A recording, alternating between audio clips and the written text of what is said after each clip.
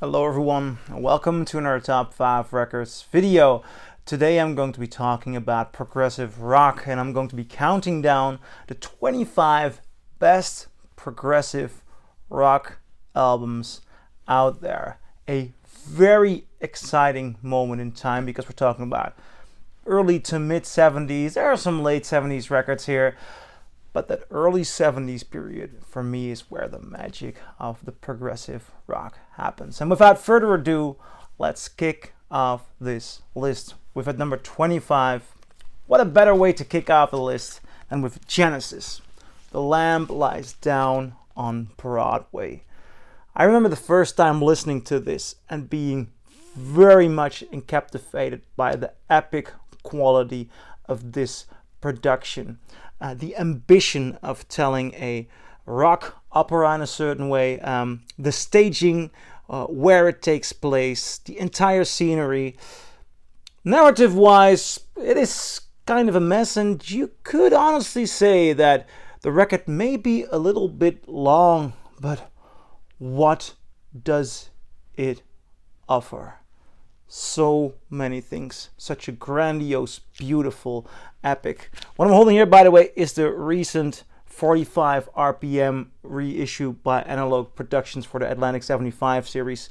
I traded with a friend of mine who recently bought the box set that includes the full live performance of The Lamb Lies on Broadway in LA, which is a beautiful live show. It really gives a new dimension to this gorgeous record, but I'm so happy because of this one, the 45 RPM.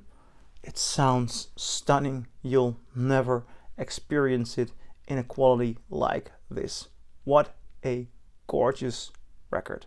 At number 25, Genesis, The Lamb Lies Down on Broadway. At number 24, ELO, also known as Electric Light Orchestra, with their record Eldorado. I immediately love the cover art here. Obvious, because this, I'm not sure if they even use an actual film still, or if this is a or if they took the photo, because it would be easy to make the photo, but the grain here does suggest that this might actually come from the actual Wizard of Oz film. But it gives it an element of fantasy, and the world of fantasy in prog rock records, it's all around. Alternative realities, the element that something is different or odd. There's an element of escapism into fantasy worlds. And that escapism is here, but it also gives it this lightheartedness. And a lightheartedness that this record has overall. Putting this on is, I can't say it's not a challenging record. It's not simple music. I think prog rock never really becomes simple, but it's light, it's friendly, it's joyful, and it has so many beautiful melodies. A gorgeous record. At number 24, Electric Light Orchestra with Eldorado. At number 23, yes, Fragile. This took me some time to get into. The first time I listened to it, I thought it was okay, but then I found this pressing. A first UK Red Plum pressing, which wasn't that expensive. Sometimes you find it for 40 or 50 bucks, but this is also the record that sometimes you can just find for about 10 bucks. And then when you find it and you put this on, you will hear one of the most astonishing, beautiful sounding, detailed, full sounding records out there. Listening to it and to the craft and melodies and the journey it offers you with the cover in my hand, I really had the feeling that I was a 15-year-old boy in the early 70s on his bedroom at the top of the house, experiencing something from out of this world that was beautifully and truly unique. I love this record. At number 23, yes, Fragile. At number 22, King Crimson with Discipline. I didn't expect much of this for a very dumb reason, but I'll give you my dumb reason. I thought King Crimson was a late 60s to mid 70s band and that their true strength were lying there. But then a friend of mine came over and he said, you really should try out Discipline. And I bought it. I don't even remember what pressing. Oh, this is a Dutch pressing. And honestly, in 1981, they still had it and they were still challenging. And this is a beautiful, gorgeous record. Number 22, King Crimson, Discipline. At number 21, Pink Floyd, Meddle. Man, Meddle. What an epic record this is. What I'm holding here is not a first UK press, but I'm holding a near mint reissue. I believe it's the second reissue, which was mastered by Harold T. Moss. And if you're out there looking for the best sounding pressing, this sounds as solid and genuine as you can find. And then you get a load of songs that is just beyond imagination. Opening with One of These Days, with the beautiful reversed, that's not reversed, but it's one of these days I'm going to cut you into, that line, but with the low. I read the Nick Mason biography recently and I forgot how they did the effect, so if anyone knows, can you please leave a comment below and tell me how they did the effect again, because I believe it's a good anecdote or it's a beautiful sound. But you've got other great songs. I mean, Fearless is a beautiful song here. Pillow of Winds. But the best thing on this record is, and it's one of the highlights of the world of prog rock for me, Side 2. Side 2 is one song in its entirety, and it's a masterpiece. It's the song Echoes. What a beautiful, gentle way of building a musical soundscape with relatively little chords. There is a gorgeous calm in the voice of David Gilmour. I love the lyrics, and then that the do do do do doom ba ba ba ba da da da da dum. Andrew Lloyd Webber later on confessed that he took the ba ba ba ba ba da da da da da da da da from the Phantom of the Opera. He borrowed it from Pink Floyd Echoes. To which Roger Waters later on responded with a song in which he dreams about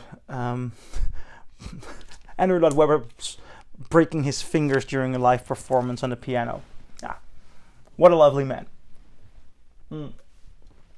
At number 21, Pink Floyd, Meddle. Going towards number 20, another big gun of the world of prog rock. A band or a trio that knows no equals, actually. Rush with, how do I pronounce this, 2112, or would you rather have 2112? But I'm not sure.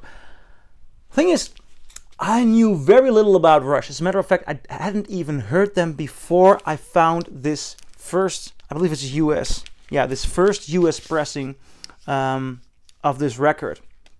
And when you put something like this on for the first time in a good quality, it blew me away. First of all, it is almost unbelievable that just 3 people could do this, that they could write this, that they could perform this. These are technical difficulties. And although whenever a reviewer or a music fan starts to talk about how special it is to be playing something or how skillful it is, I'm always scared that, am I going to be listening to a melody or an emotion? I don't think so. I'm most likely going to be listening to people who were auditioning for the conservatory and tried to show off their skills and just kept doing that. That's not this. They built something. They built an epic sounding album. Number 20, Rush with 2012. At number 19, Caravan, in the land of grey and pink. Now, the first thing for me to notice, It's the cover, but you know what? I'll talk about the cover later on, because I should remark that this is prog rock, and I believe Canterbury rock to a certain degree. This is so beautifully charming. This is not a scary, haunting, energetic performance. This is cool, friendly, and it's as if Caravan is inviting you to their fantasy world, a beautiful, relaxed, calm fantasy world.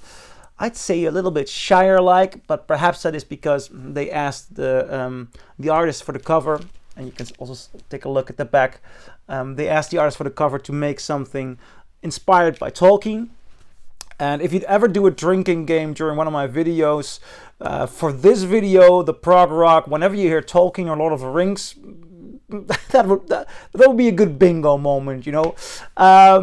Nevertheless, it does feel like the music, in a very friendly, unproblematic way, is inviting me towards this beautiful place. A little bit like there's this amusement park in the Netherlands, the Efteling. It's a very good amusement park, and they create this solid, beautiful, relaxing atmosphere, and it slowly works towards this castle. This could have been one of the, if I would have seen this as a child, this drawing, and listened to this music, I would have completely lost myself in it. And right now, I still lose myself a little bit in it. At number 19, Caravan, The Land of Grey and Pink. At number 18, a world you'd rather not lose yourself in, Genesis, The Nursery, Cryme. This was my first Genesis record, and I still think this is one of the most overlooked records by Genesis. Its entirety is good, but the opening track, and that is where for me the heart of this record lies, and it's also the title track, Nursery, Cryme, is this bizarre nursery rhyme with a, you know, without telling you too much about the plot, but you can have a look at the cover, and if you see what's going on here, you'll know. And it's this dark nursery rhyme being told by Peter Gabriel, and musically it has so many changes, such beautiful influences. Genesis is really nailing it on this record. At number 18, Genesis, Nursery, Cryme. At number 17, Camel, Mirage. And for anyone with their prog rock bingo, track number 3, Nimrodal, The Procession and the White Rider. We have another Lord of the Rings reference here. Though this does take place in a different kind of world, the overall association is more, shall I say, Egyptian. You can see it at the cover, at the back. That's the visual reference here. Musically, it is really energetic, vibrant, inviting prog rock. There's so much going on. It's so energetic. This is a gorgeous record. If you're into the more, a little bit heavier prog rock, this is one of those records to get into. It's energetic. You want to dance to it. I want to dance to it. Let's just be frank. I want to dance to it. I love it. At number 17, Camel with Mirage. At number 16, Jethro, Tull, Thick as a Brick. This is one track divided over two sides on one album. And this was written as a, well, not a spoof, more of as a satire of all the rock operas coming out. Jethro Tull is claiming, and in the original release, it was packaged like a 12-page newspaper. But they are spoofing, they are telling so-called the story of an 8-year-old genius kid, brilliant kid, who wrote a masterpiece of a poem, and as if this is the musical version of that poem. It's actually written by Ian Anderson, the lyrics, and this is a masterpiece. It's beautiful, it's playful, melodically gorgeous, and it will take you to beautiful places. At number 16, Jethro, Tull with Thick as a Brick. Going towards number 15, I have to do some last minute changes sequence wise. Yes, number 15, Frank Zappa with Apostrophe. Well, I think people who follow this channel know that I like Zappa a lot. I really enjoy Zappa. Though this was one of the first records that I didn't really respond to on its first listen. And I'm not sure why. Perhaps it's because there was this classic records edition in which they combined the recording of Apostrophe with, I believe it was Overnite Sensation. So this really, I had the same expectation, or the exact same expectation for this one, though it is a different record. And I think it's really funny. This is a very funny prog rock record by Frank Zappa. Looking at the first track, Don't Eat the Yellow Snow. Watch out where the huskies go, don't you eat that yellow snow. Saint Alfonso's Pancake Breakfast. Another title, Stinkfoot or Eccentrifugal Forge. Love it. Playful record, very good record. Gotta love Frank Zappa. At number 15, Apostrophe. At number 14, another record that drew me into a band for a first time. Close to the Edge by Yes. I thought I didn't really like Yes. And then I was living in a student home or college dorm, and there was somebody new in the college dorm, a bass player of psychedelic and progressive music. And he said to me, you should really take a listen to Close to the Edge. And he borrowed me his pressing of Close to the Edge. And it's not this one, because I found this one about a year or two ago. I've been looking all over for a first UK pressing. I thought I'm holding a first UK, but actually here I'm holding a first US. But the first UK is better. Sound-wise, it will draw you in and you'll hear nothing like it. These original UK Yes pressings, they are a delight for the ears. But I thought this was perhaps the most open, inviting. I really got into it.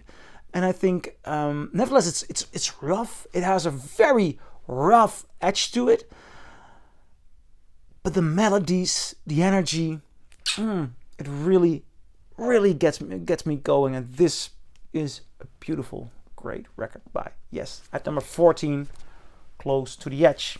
At number 13, it's time for another record by King Crimson. Red. And I'm a little bit in doubt. Should I include this in the prog rock video or in the jazz rock video? Well, I've made my choice. It's here in prog rock.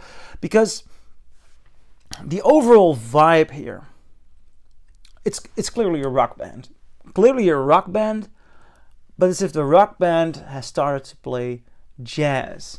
And in a very chill, playful, loungy, lovely vibe. As a matter of fact, I find it hard to compare it to any other record because of its unique compositions, the unique sound in here. And it is so completely different from the King Crimson. If you start off with their big one, The Court of the Crimson King.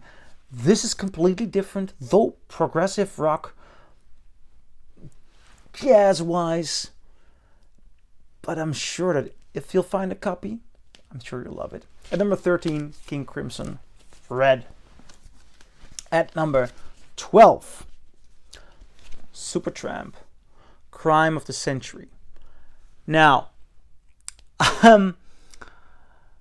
this was another record that really blew me away when I listened to it for the first time. I had an idea of Supertramp because of the record Breakfast in America, which I, by the way, enjoy, and their Live in Paris record, that it would be much more a poppy band. But early on, they had a prog rock power that is beyond recognition. There are so many great songs here. I mean, School, Dreamer, but I love the final track the most, and the title track, that is, Cryme of the Century. They have a total sound that is unique, full, warm, inviting, daring, and it takes you places. And then there is this gorgeous, epic element to there. What a beautiful record. Number 12, Supertramp, Cryme of the Century. 11, another Genesis record. Selling England by the Pound. And I was lucky enough that earlier this year I found a first UK pressing of it, which sounds pretty good. And I found it the day after I talked to a friend of mine who was in a studio in London, and he had been playing on the on the keyboards of this band, not knowing that it was the keyboard of this band, because he was in the studio of somebody who took the studio over from Genesis, and they left their keyboard in there, and it was a beautiful keyboard because you could it was sensitive. It's hard for me to say this in English. Sensitive to the timing of what you press, much more like a piano. And he was like, "Oh, can I buy this?" And then the owner of the studio said, "No, you can't buy it, because the Genesis Museum already offered me £700,000 or £800,000 for it, or something like that." And he was, "Oh yeah, that's a little bit too much." Why did they offer that much for it? Well, it is the Genesis keyboard. It's the one on all the records, and he didn't know that. And the day after I heard that story, I found this beautiful first UK pressing. So I listened to it with extra attention to the keys, and it sounds just delightful. Selling England by the Pound. I love the melodies here. I love the narrative. I love the atmosphere. This is a masterpiece by Genesis. At number 11, Selling England by the Pound. Going into the top 10. Yes, at number 10, The Soft Machine. And I have had this record in my collection for years and years and years. And then suddenly, about 1.5 years ago, I befriended somebody who actually saw The Soft Machine play, and I believe it was the Olympic Stadium in Amsterdam, late 60s. He was an early teenager, and he actually had a recorder with him, and he recorded the rehearsals of, I believe, just the drummer. And talking to him about The Soft Machine, I got more and more into this record. I started listening to the early demos, and these early demos that were released on Record Store Day this year, they started to fascinate me. And then when you compare those raw demos to the end result, it became so clear to me that The Soft Machine, not only composition-wise, but also sound-wise, and how they found the right texture. There is so much comfort and nostalgia in there, but also a unique capacity, a unique way of making stuff, analog sound. And this record just sounds astonishing. Gorgeous. At number 10, The Soft Machine's first record, The Soft Machine.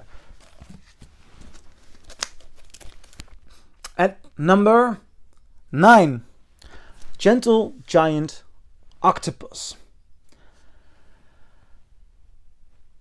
First thing that comes to my mind when talking about Gentle Giant is they have a lot of gorgeous progressive rock records. I'm also a great fan of Acquiring Taste. Their first album is really good. So why only one record in this video, and why this one? Well, they can be sometimes hard to get into. I've been talking about a lot of melodies that were inviting, that's drawing you in. And Gentle Giant is not trying to draw you in. They are trying to explore boundaries, take rock and prog rock to different places, mix influences. So that is challenging. It's a very nice experience, but how often do you play them? And this is perhaps my most played Gentle Giant record. It's also a one of those, UK Vertigo labels, which they sound really nice. I also had to pay a lot of money for this, but this record, it draws you in. It opens up a world, and it's surprise after surprise after surprise. A friend of mine came over when I just bought this, and I wanted to just put on a little bit, and we just kept listening and listening and listening, because this record takes you from this place to that place, and it's like experiencing a Quentin Tarantino film for the first time. When they walk into new territory, or when Tarantino with Pulp Fiction just leaves the characters behind and walks into new territory, there's an element of you that finds it hard to say goodbye, but there's also early on something that draws you into this new moment. So it's like, it's a bumpy ride and you'll love it. At number 9, Gentle Giant, Octopus. At number 8, time for another Frank Zappa record. Yes. Overnite Sensation. Overnite Sensation, I wanted to say goes everywhere, but I've said that enough about records. Honestly, I think melodically this may be his best. Opening with Camarillo Brillo. Beautiful, smooth melody. Lyrically, it's very fun. He's obviously having fun, taking you on for a joyful ride. Then we go to one of the best Zappa tracks ever, I'm the Slime. I'm the slime on the radio, oozing alone on the living room door. And then when they go higher, and there's this beautiful, it's that beautiful soul voice, and the way Zappa introduces it, or he does the slime, he does the voice of the slime early on, and it's a very playful, how do I say this? It's almost a small piece of theater with music, and then when it gets louder with the soulful vocal, and then one of the best guitar solos in rock history. Zappa's guitar solo on I Am the Slime is just astonishing. It's as if somebody has been building so much tension and then just burps it out. And that's not just it with this record. You go to Dirty Love, beautiful smooth song, 50-50, and then Zombie Wolf, and Dynamo Hum, where's this dynamo coming from?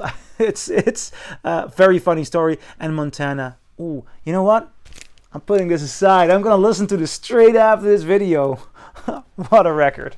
At number 8, Frank Zappa, Overnite Sensation. Moving towards number 7. Pink Floyd with Animals. Pink Floyd in the 70s have done something that, in my opinion, is completely unique. Make masterpiece after masterpiece, not repeating themselves, stepping into new territories every time, and coming out with something that just keeps drawing you in. Animals is one of those masterpieces. It's also one of the records that started the splitting of the band. There is this fight among the band members because this record has about 5 songs, and Roger Waters has writing credits for all of these songs, and one of the writing credits is shared with David Gilmour, the song Dogs. And Dogs has one of the, just as I'm the Slime, but a lot longer, one of the best guitar solos ever. Gilmour wrote that, and the song is about, well, is it 12 or 13 minutes? It doesn't say on the sleeve. Most of the side is actually Dogs, and most of the side is Gilmour's guitar solo. But because it shares it with Pigs on the Wings, a 1.5 minute song by Waters, very simple. Gilmour just gets, I believe, one 1/10 of all the credits, because all the writing credits go to Waters, and all the credits for all the other songs go to Waters, and he shares it with the Dogs credit. So he receives very little money, though technically he's a lot on the record. And that's one of the things they have been fighting over. To enjoy this record doesn't matter, not one bit, because it's astonishing. I think the core of this record, the 3 songs, Dogs, Pigs, and Sheep, coming from Animal Farm. The idea of this record is that it's a audiozation of George Orwell's Animal Farm. Those are among the best 3 songs of the Pink Floyd catalog, and they are among the best 3 songs in the world of the 70s. What an epic powerhouse. At number 7, Pink Floyd, Animals. At number 6, another Jethro Tull record, Aqualung. Aqualung, tone-wise, is a completely unique record. The way this opens, sitting on a park bench, doom. Ian Anderson has such fury, such a medieval quality in his voice, and he comes up with the most intriguing melodies and lyrics, and the entire design of the record, from sleeve to sound to the beautiful sound of the flute, and how you hear him breathe into the flute, the thrill and the enthusiasm that he just has to make you part of a song like My God, and how you can hear him breathe in, the breathing in the flute on the microphone, on the record. It is such a thrill of sound, of energy, of sharing his compositions. Man, what a gorgeous, gorgeous, gorgeous record. At number 6, Jethro Tull, Aqualung. At number 5, yes, Pink Floyd, Wish You Were Here. After the release of Dark Side of the Moon, Pink Floyd found worldwide fame, and finally fame in the United States, because they'd been trying to get into the United States and they had been playing there, but they didn't really become as big there as they were, for example, here in the Netherlands. Pink Floyd is still humongous in the Netherlands. And then I went to the United States, and there were expectations. How do you top Dark Side of the Moon, or how do you continue after Dark Side of the Moon? And they were finding themselves in a completely different world. And the picture on front of this record resembles that feeling. Like the song Have a Cigar, come in here dear boy, have a cigar, you're gonna go far, you're gonna fly high, you're never gonna die, you're gonna make it. If they try, they're gonna love you. I always had a deep respect, and I mean it most sincerely. The band is just fantastic, that is really what I think. And by the way, which one is Pink? They were trying to find themselves, stay true to themselves in a world that demanded things from them.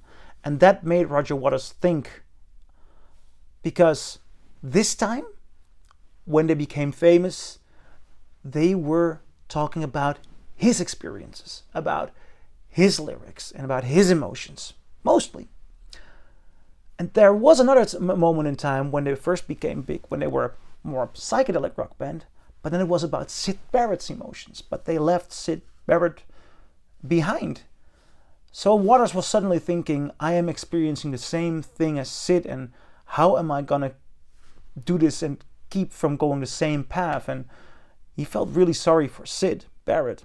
And that's the second theme on this record, looking back at Syd Barrett, who actually walked in on the sessions from the song Shine On You Crazy Diamonds about Syd by sheer coincidence, out of nowhere, being changed and altered. This record, in its own bizarre way, is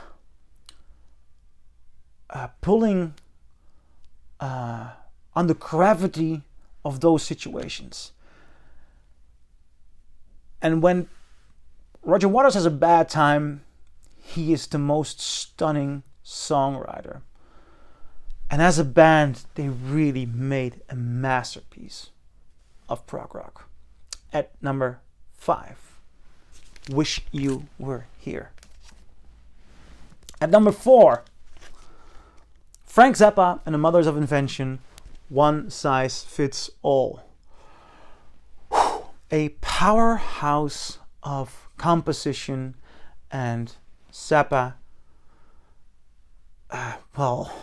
Zappa changing the course of music. That's the thing with Frank Zappa. I put him here in prog rock, and to make a list like this, I also look at other websites, look at Discogs, at Rate Your Music. How do people, how do critics, how do people look at a genre? When is it progressive rock and when is it not?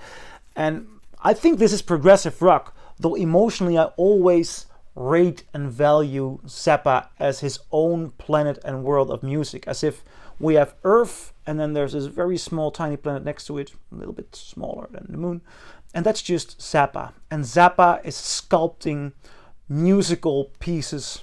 Oh, it's as if he's painting pictures in the sky with his guitar and with his band. And opening with Inca Rose, this is one of his true beautiful masterpieces. It's progressive rock, and that's why it's in there. But Zappa is beyond genre and beyond limits. At number 4, Frank Zappa and the Mothers of Invention, One Size Fits All. At number 3, The Wall by Pink Floyd. In a certain way, this record is my my coming of age. I am a filmmaker, and one of the films that really told me you got to acknowledge that the path may be hard, but you got to do it, is the film version of Pink Floyd's The Wall. Because when I saw that, I had Stendhal syndrome, which is a syndrome you get when you're exposed to a lot of people actually have it. That you start to have slight hallucinations, just slight color changes, or get dizzy in your head. You know, it's mostly the dizziness when you're exposed to incredible art. It happens a lot in Florence. I've also had it in certain cities that were overwhelming, and I've had it when I saw the film version of The Wall, and it drew me completely into this record. This is the magnum opus. So many stories, a very personal water story, although there are fictional elements in there, of course, to make it roll. Man, I could talk about this record for hours, and I've done that on videos on my channel, so I'm gonna keep it short. If you'd like me to listen, if you'd like to see more of me talk about this record, there's actually a review of this on my channel in my Pink Floyd playlist. For now, at number 3, masterpiece, love it. Pink Floyd's The Wall at number 3. At number 2, King Crimson in the Court of the Crimson King. I've seen this cover in so many places for so many years, but it was only about 4 or 5 years ago that I thought, hey, let's give it a shot. And then listening to the first track, 21st Century Schizoid Man. The tone, the quality of the voice, a guitar and I believe a saxophone that together combine the roughest, most melodic, even beyond natural hard rock roughness, such an incredible roughness that it's just maddening, with songs like Apostrophe and Moonchild and In the Court of the Crimson King, which have this medieval quality to them, and a sensibility and emotional capacity that it doesn't just paint the picture of a time and a fantasy world. It paints the characters, what they're feeling. You get compassionate for who's singing. I was lucky enough that earlier this year I found a Pink Island label original, and it is the most impressive audiophile experience. Although there is a beautiful 200-gram reissue from a couple of years ago that you can buy for about $30, and that's the next best thing. So don't go into the expense of paying hundreds and hundreds of bucks for an original if you can just find one of those for 20 or 30. Seriously, this is beautiful, but the alternative is brilliant as well. At number 2, In the Court of the Crimson King. At number 1, I think everybody saw this coming. Pink Floyd's Dark Side of the Moon. I was 15 years old. I knew no one in my surrounding who actually listened to full records. My parents thought that Pink Floyd was a one-hit wonder with Another Brick in the Wall. And that doesn't say anything about the status or the fame of Pink Floyd in the Netherlands. It says more about my small town surroundings. So it was a music teacher from my school who said to me, "You're interested in music right now. Have you tried Dark Side of the Moon?" I said, well, no, no, I haven't. But I do know Pink Floyd's Another Brick in the Wall. I think it's an okay song. He said, oh, no. It's an okay song, yeah, but that's not Pink Floyd. The essence of Pink Floyd is you should listen to Dark Side of the Moon. And I said, yeah, but which song should I listen to on Dark Side of the Moon? Where do I start? I said, oh, you just listen to Dark Side of the Moon. And I thought that sounds like housework, 45 minutes or 42 minutes. But I put it on my MP3 player, one big file. And I went for a run. I went for a run at night in the woods on a small, well, in the Netherlands we'd say mountain, but I think any country with real mountains would laugh at it. But it was dark, it was forest. And I heard this.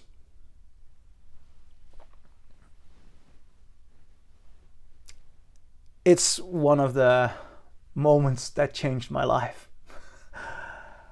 Those sounds. And the thing is, this record stays fresh whenever I put on a pressing of this. You sit back. It's as if heaven and earth are shaking and you're drawn into the dark side of the moon. At number 1. So I'm curious, what do you think? Do you agree? Do you disagree? Leave a comment below and I'll see you in my next video. Bye.